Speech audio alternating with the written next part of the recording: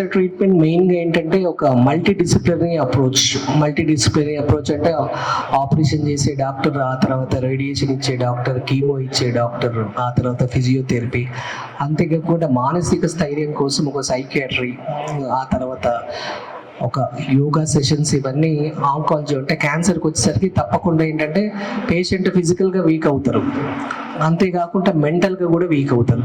So ఫిజికల్గా week అయినా మెంటల్గా వీక్ అయినా డాక్టర్ కొంతవరకు ట్రీట్మెంట్ చేయగలుగుతారు కానీ పూర్తి స్థాయిగా చేయలేరు. మిగతా వ్యాధులు అనుకోండి మెడిసిన్స్ ఇవ్వగానే తగ్గిపోతుంది, కానీ క్యాన్సర్ అనగానే ఫస్ట్ పేషెంట్కి ఏంటంటే ఒక భయం బ్రెయిన్లో ఉంటుంది, ఇది ఒక మహమ్మారి, భయం, దీనికి ట్రీట్మెంట్ లేదు, ఆ తర్వాత మేము చనిపోతాము అని అనిపిస్తుంటుంది. మిగతా ఏ వ్యాధి పేషెంట్కి వచ్చినా కూడా ఒక ధైర్యం ఏముంటుందంటే డాక్టర్ దగ్గరికి వెళ్తే దీనికి ట్రీట్మెంట్ అయిపోతుంది. ఫీవర్ వచ్చింది అనుకోండి, పేషెంట్ ఏమనుకుంటారు, ఈ డాక్టర్ దగ్గరికి వెళ్ళిపోతే ఫీవర్ వస్తుంది, తగ్గిపోతుంది.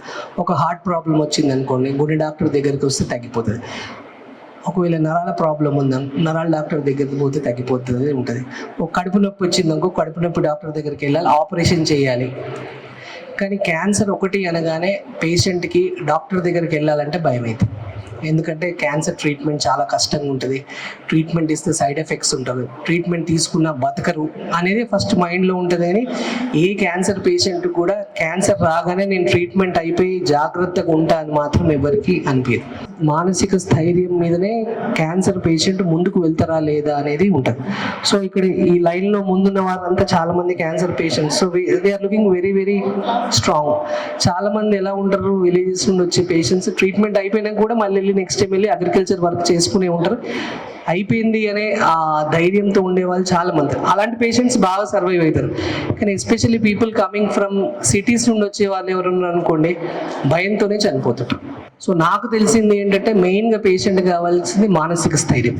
సో ఈ మానసిక స్థైర్యం అంటే మెంటల్గా చాలా స్ట్రాంగ్ ఉండాలి, ఫిజికల్గా చాలా స్ట్రాంగ్ ఉండాలంటే మన యాన్షియంట్ పద్ధతి యోగా అనేది దట్స్ ద బెస్ట్ థింగ్.